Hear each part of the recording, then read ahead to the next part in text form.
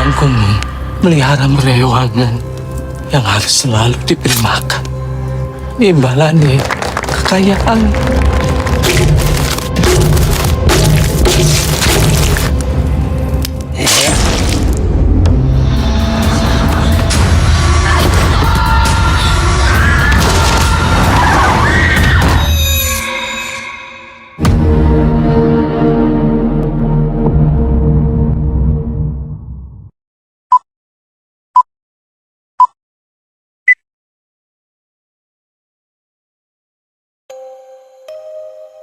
Perewangan adalah film adaptasi dari utas horor di platform X karya Zero Point yang viral tahun lalu.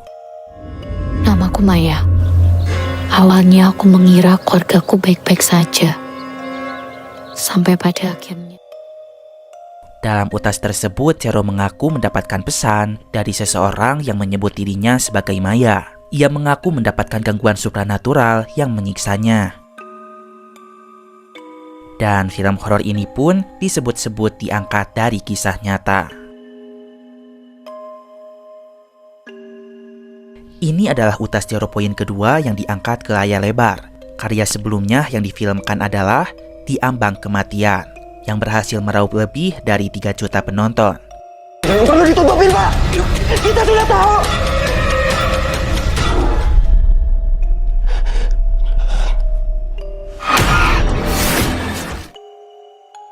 Berbeda dengan Di Ambang Kematian yang disutradarai oleh Azhar Kinoy Lubis, perewangan ini dipercayakan kepada Awi Suryadi, yang sebelumnya sukses mengantar cerita horor viral KKN di Desa Penari di kisaran angka 10 juta penonton.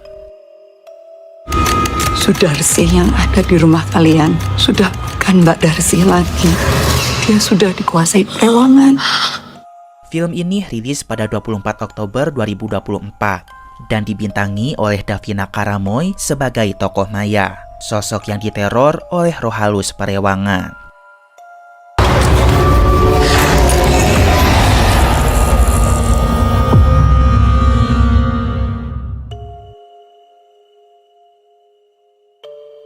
Untuk menit berikutnya terdapat spoiler konten. Bagi kalian yang tidak suka spoiler, dengan hormat Mamang persilahkan untuk keluar dari video ini. Hayu, meluncur.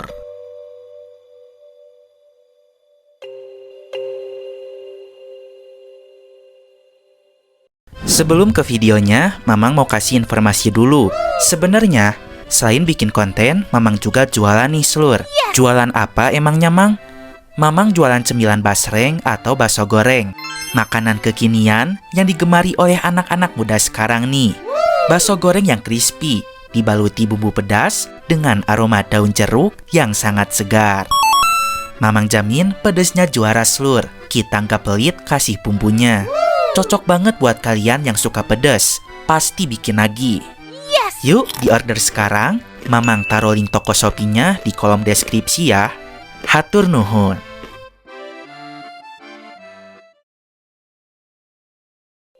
Di tahun 2008, Nyi Sudarsi memiliki sebuah restoran ayam goreng yang sangat laku.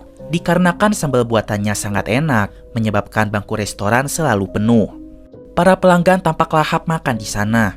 Sudarsi sangat senang restorannya ramai pengunjung.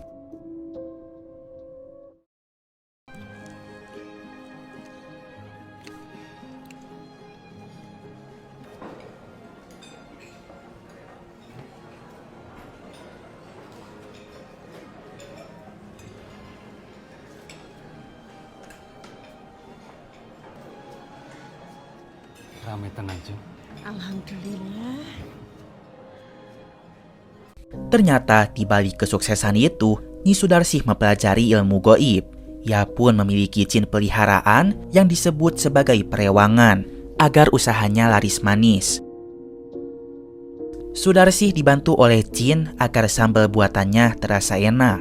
Ada ritual tertentu untuk membuat sambal tersebut, yaitu ditumbuk oleh lesung sambil dibacakan mantra-mantra.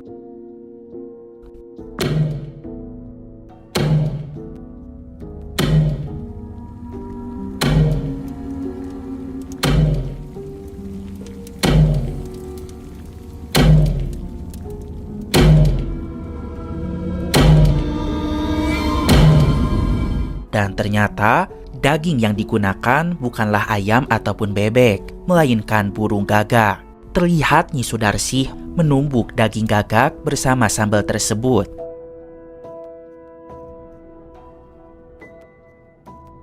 Dan terlihat pula masih banyak stok burung gagak yang terkurung di kandang. Ono daging Rahman gandang iki lantas laris ludes tanpa sisa.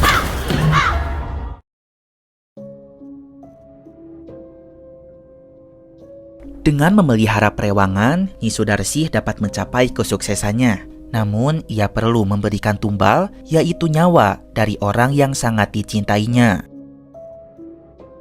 Ketika itu perewangan meminta Sudarsih agar membunuh suaminya sendiri.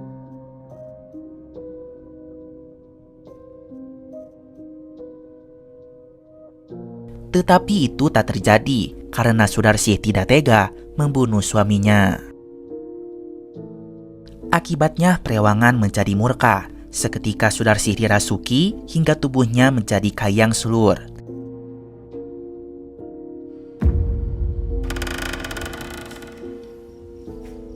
Jeng.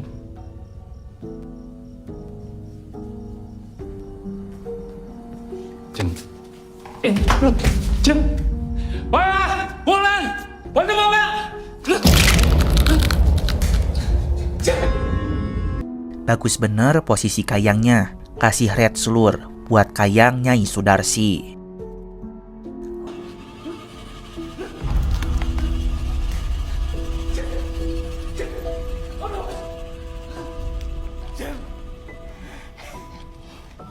Meripat wes ketutup ra ono sing iso nulungi. Meripat wes ketutup ra ono sing iso nulungi. Meripat wes ketutup ra ono sing iso nulungi. Meripat wes ketutup ra ono sing iso nulungi. Meripat wes ketutup ra ono sing iso nulungi. Meripat wes ketutup ra ono sing iso nulungi. Meripat wes ketutup ra ono sing iso nulungi.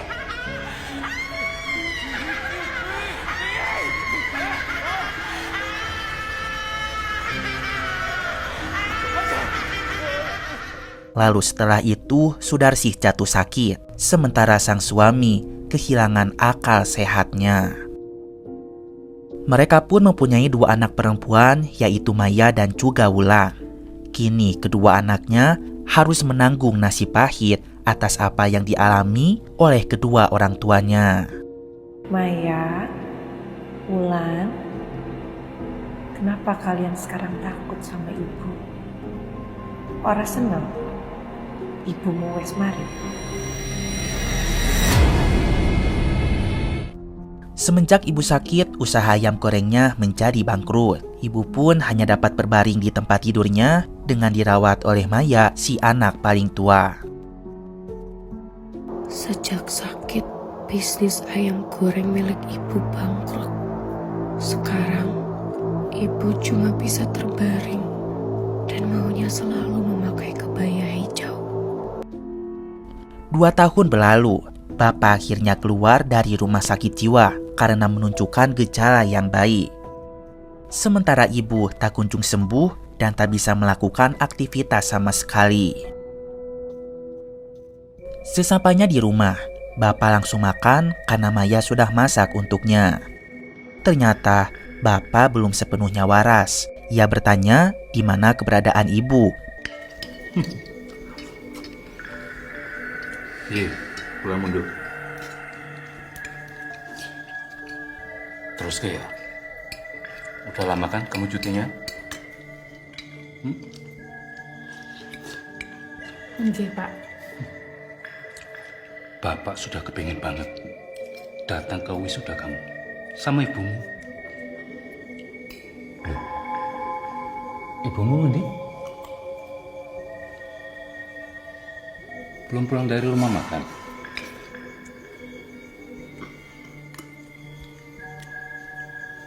Ibu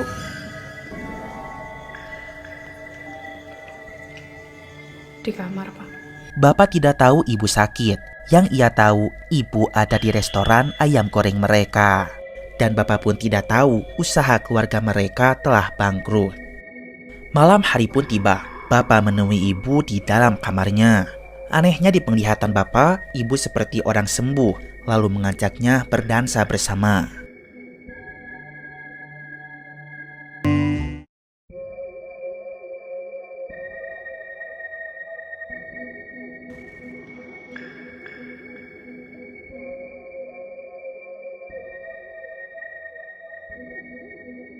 Di sisi lain, ketika Maya pulas tidur, ia seketika terbangun karena ada seorang burung di dalam kamarnya. Burung itu adalah burung gagak berwarna hitam pekat yang menyeramkan.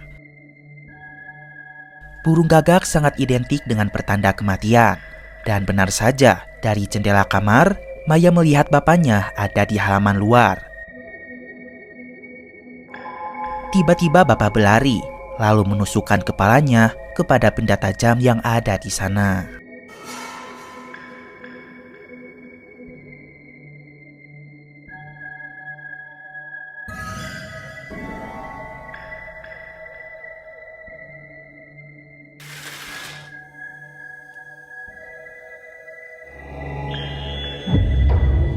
Bapak?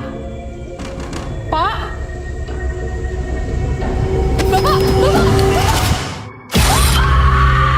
Di awal cerita, Bapak pun sudah meninggal dunia. Kini Maya dan Wulan hanya hidup dengan ibunya.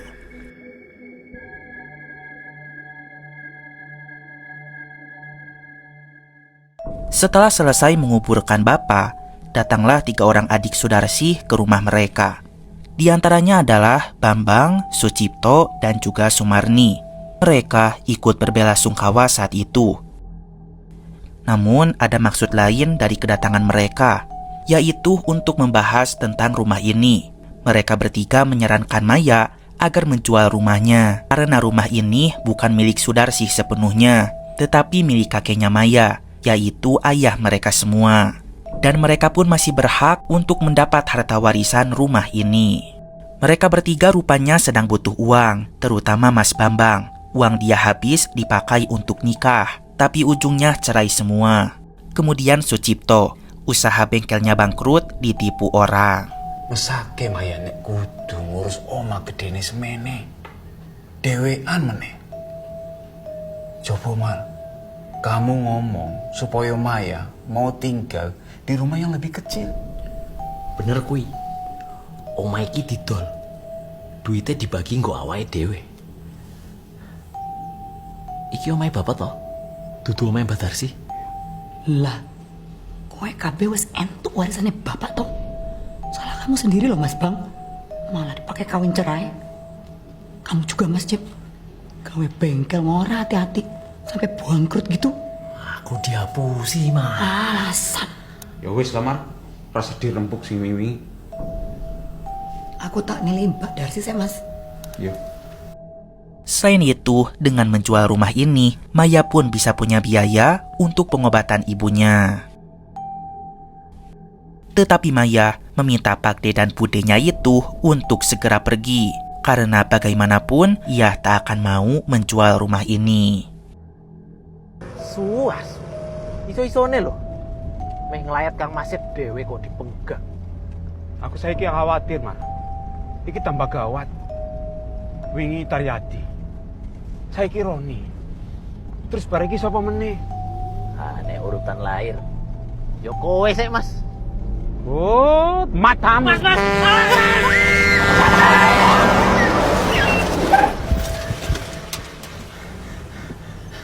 Mar, kok meneng wae iki piye to? Wes medo modiar iki lho. Aku ki deg-degan. Sekarang Maya fokus merawat ibunya agar cepat sembuh, supaya kehidupannya jadi lebih baik. Si kecil Wulan pun sangat sayang kepada ibunya dan selalu bersikap manja.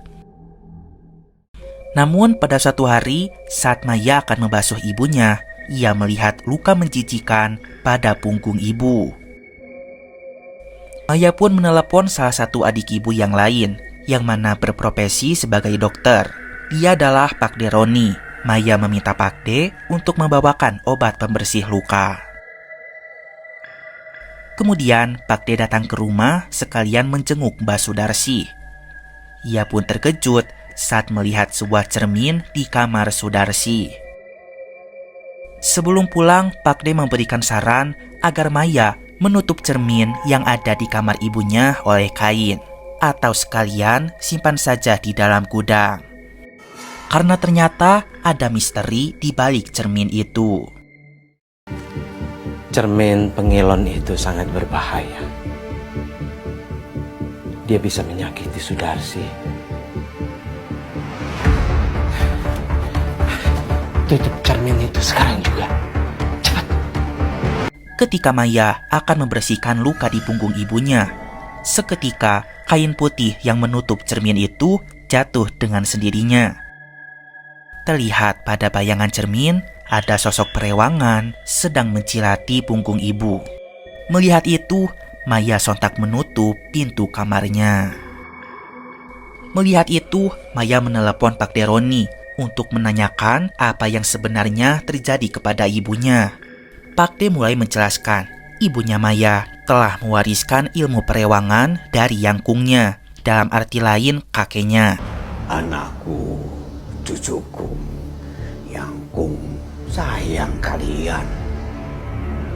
Warisi ilmu yangkung ya. Ben, bisnis ayam goreng kita laris lagi.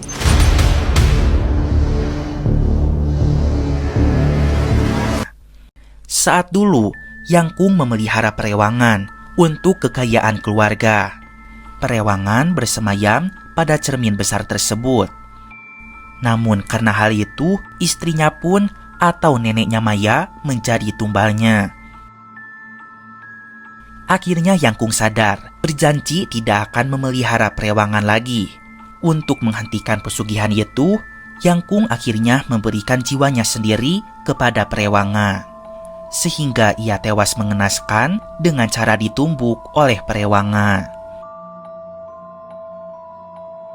Nah, sekarang Sudarsi, ibunya Maya, malah meneruskan ilmu perewangan Yangkung agar semata-mata usaha restoran ayam gorengnya menjadi sukses.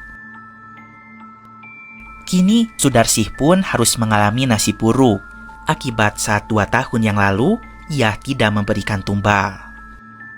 Yangkung, biar aku yang mewarisi ilmumu. Aku sanggup. Hal buruk kemudian terjadi kepada Pak De Roni yang telah memberitahu Maya asal-usul penyakit ibunya. Lalu Pak De Roni seperti orang tidak sadar diri, ia berdiri di rel kereta api. Dan seketika Pak De tewas mengenaskan ditabrak kereta api.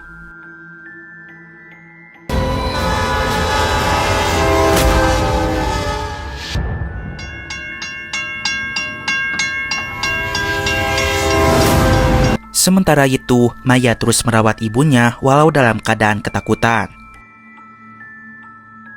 Tetapi setelah punggungnya dijilat perewangan, luka ibu jadi sembuh.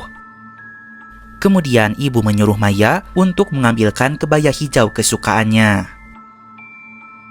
Dan tak lama setelah itu, kulit ibu seketika berubah semuanya menjadi warna hijau. Teror semakin menjadi-jadi, menghantui Maya serta Wulan adiknya. Pada suatu ketika, saat Maya sedang gosok gigi, tiba-tiba mulutnya mengeluarkan darah. Namun ternyata itu hanya halusinasi. Tidak hanya itu, teror perewangan pun bahkan hampir menelan nyawa. Saat itu, Maya panik karena Wulan adiknya tidak ada di dalam rumah. Dan ternyata Wulan sudah berdiri di atas sumur yang ada di belakang rumah. Beruntung Maya sempat menangkapnya sehingga Wulan tidak jadi jatuh ke sana. Mereka akhirnya keluar dari rumah itu lalu pergi ke rumah Bude Sumarni. Di perjalanan, mereka pun tak hentinya diteror oleh perewangan. Ketika itu, perewangan menyamar sebagai sosok pengamen. Tetapi pengamen itu pun tidak meminta uang, melainkan nyawa mereka. Sesampainya di rumah Bude, mereka dipersilahkan untuk masuk. Bude sudah tahu mereka dalam keadaan bahaya. Sejak kemarin Bude menelepon Maya namun tidak diangkat. Sebenarnya Bude berusaha melindungi mereka dari perewangan yang ada di tubuh ibunya. Sudarsih tuh ya, mau aja diwarisi ilmu dari Yangkung. Padahal jiwanya sudah digerogoti oleh perewangan. Mbok yang kasihan sama Wulan, sama Maya. Mereka tuh nggak tahu apa-apa. Wulan, Maya, hati-hati ya. Alasan kemarin Sumarni menyuruh Maya menjual rumah itu agar mereka bisa bebas dari perewangan. Dan sebenarnya Bakde Bambang dan juga Sucipto sudah mencoba menguburkan jimat di halaman rumah Maya agar perewangan tak mengganggu mereka. Tapi ternyata itu tidak mempan. Bude berkata sekarang ibu mereka sudah dikuasai oleh perewangan sepenuhnya. Ia bukanlah Sudarsih lagi. Maya harus melenyapkannya. Bude Sumarni ternyata sudah menyiapkan air dari pantai selatan. Ia menyuruh Maya untuk membasuh ibunya dengan air tersebut selur supaya perewangan musnah. Dan kemudian setelahnya, bakarlah jasad ibunya.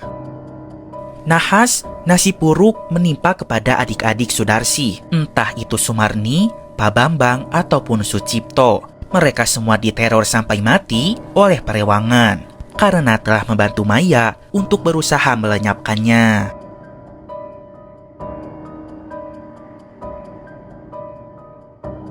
Nah, apakah Maya dan adiknya dapat menghentikan perewangan itu?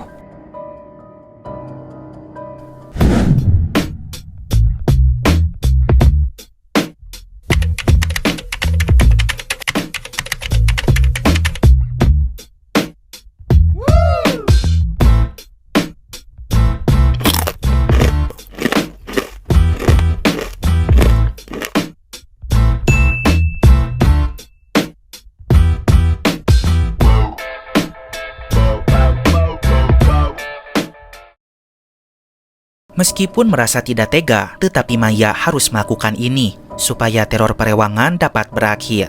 Nah, sesampainya di rumah, Maya meminta Wulan untuk menunggu di dalam mobil, sementara ia akan masuk ke rumah untuk membakar ibu. Awalnya, Maya pun berhasil membasuh ibunya dengan air pemberian Bude. Namun, saat akan membakar ibu, seketika ia diserang oleh perewangan sampai pingsan selur. Sementara itu, si kecil Wulan sendirian di dalam mobil. Ia sangat ketakutan karena perewangan terus menghantuinya.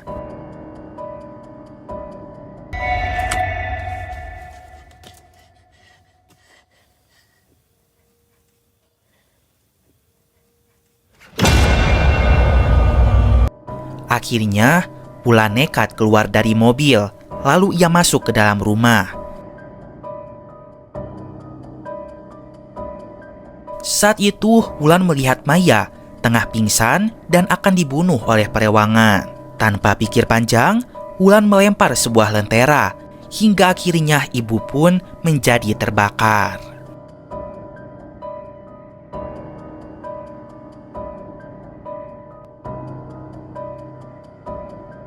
Setelah itu, keesokan harinya, mereka membawa cermin yang ada di kamar ibu itu untuk dibuang ke pantai selatan.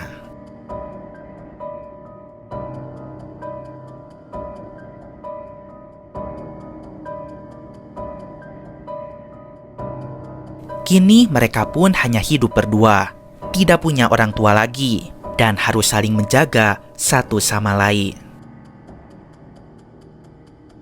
Namun pada adegan akhir, terlihat Maya dirasuki oleh perewangan, sedang makan burung gagak secara mengerikan.